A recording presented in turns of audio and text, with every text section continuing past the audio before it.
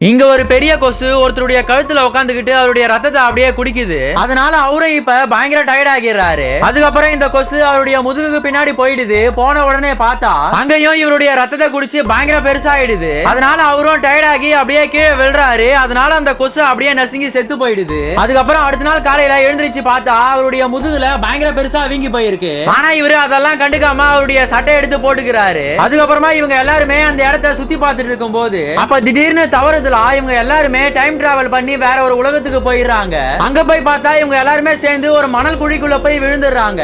அங்க ஒரு மரத்தோட விழுதுகள் வந்து இவங்க எல்லாருமே அப்படியே புடிச்சு தூக்கி ஊஞ்சல் ஆட்டுற மாதிரி ஆட்டுது. அப்பன்னு பார்த்து ஒரு பக்கம் ஒரு மிகப்பெரிய டைனோசர் வந்து இவங்கள சாப்பிடுறதுக்காக வெயிட் பண்ணிட்டு இருக்கு. இவங்க அது கிட்ட போன உடனே அந்த டைனோசர் அப்படியே பாஞ்சு கடிக்கலாம்னு சொல்லிட்டு வருது. நல்லவேளையா அந்த டைனோசர் இவங்கள கடிக்காம அந்த மரத்தோட விழுதுகளை போய் கடிச்சிருது. இவங்களும் எப்படியோ அது கிட்ட இருந்து தப்பிச்சு வேகமா ஓடி போறாங்க. அப்பயும் இந்த டைனோசர் இவங்கள விடாம பின்னாடி துரத்திட்டே வந்துட்டு இருக்கு. அப்ப இவங்க உடனே ஒரு மெலிசா இருக்கிற பிரிட்ஜை தாண்டி இன்னொரு மலைக்கு போயிடுறாங்க. அதனால இப்ப அந்த டைனோசரோ இவங்களை விட்டுட்டு அப்படியே திரும்ப போயிடுது.